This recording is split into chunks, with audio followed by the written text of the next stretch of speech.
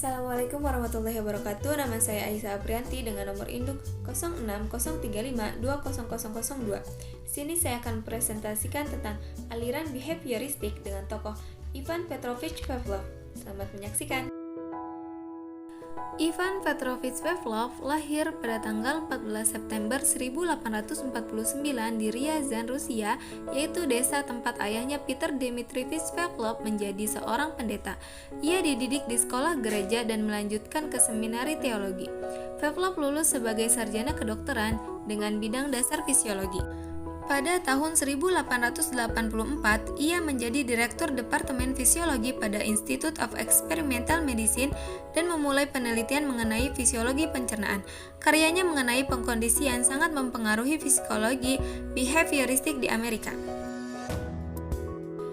Ivan Petrovich Pavlov adalah seorang behavioristik, terkenal dengan teori pengkondisian asosiatif stimulus respon, dan hal ini yang dikenang darinya hingga kini. Classic conditioning atau pengkondisian atau persyaratan klasik adalah proses yang ditemukan Pavlov melalui percobaannya terhadap anjing, di mana perangsang asli dan netral dipasangkan dengan stimulus bersyarat secara berulang-ulang sehingga memunculkan reaksi yang diinginkan. Ia menemukan bahwa ia dapat menggunakan stimulus netral seperti sebuah nada atau sinar untuk membentuk perilaku atau respons. Eksperimen-eksperimen yang dilakukan Pavlov dan ahli lain tampaknya sangat terpengaruh pandangan behaviorisme, di mana gejala-gejala kejiwaan seseorang dilihat dari perilakunya. Hal ini sesuai dengan pendapat Becker bahwa yang paling sentral dalam hidup manusia bukan hanya pikiran, peranan maupun bicara, melainkan tingkah lakunya. Pikiran mengenai tugas atau rencana baru akan mendapatkan arti yang benar jika ia berbuat sesuatu, bertitik tolak dari asumsinya bahwa dengan menggunakan rangsangan-rangsangan tertentu, perilaku manusia dapat berubah sesuai dengan apa yang diinginkan. Kemudian Pavlov mengadakan eksperimen dengan menggunakan binatang, karena ia menganggap binatang memiliki kesamaan dengan manusia. Namun demikian, dengan segala kelebihannya, secara hakiki manusia berbeda dengan binatang. Eksperimen Pavlov, gambar pertama, di mana anjing bila diberikan sebuah makanan, maka secara otonom anjing akan mengeluarkan air liur. Gambar kedua, jika anjing dibunyikan sebuah bel, maka ia tidak merespon atau mengeluarkan air liur. Gambar ketiga, sehingga dalam eksperimen ini anjing diberikan sebuah makanan setelah diberikan bunyi bel terlebih dahulu, sehingga anjing akan mengeluarkan air liur akibat pemberian makanan. Gambar keempat, setelah perlakuan ini dilakukan secara berulang-ulang, maka ketika anjing mendengar bunyi bel tanpa diberi makanan, secara otonom anjing akan memberikan respon berupa keluarnya air liur dari mulutnya. Jika anjing secara terus-menerus diberikan stimulus berupa bunyi bel dan kemudian mengeluarkan air liur tanpa diberikan sebuah hadiah berupa makanan, maka kemampuan stimulus terkondisi untuk menimbulkan respons akan hilang. Hal ini disebut dengan extinction atau penghapusan. Pavlov mengemukakan 4 peristiwa eksperimental dalam proses akusisi dan penghapusan sebagai berikut. Yang pertama, stimulus tidak terkondisi, suatu peristiwa lingkungan yang melalui kemampuan bawaan dapat menimbulkan refleks organismik, contoh makanan.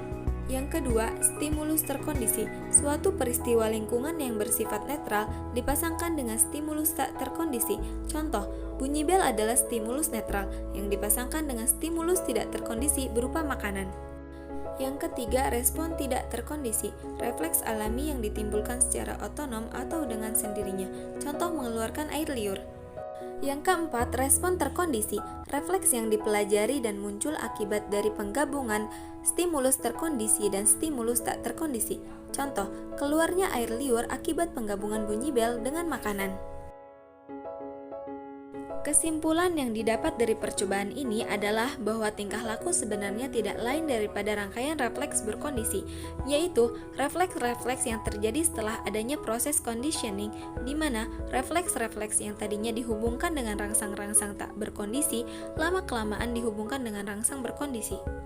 Dengan kata lain, gerakan-gerakan refleks itu dapat dipelajari, dapat berubah karena mendapat latihan.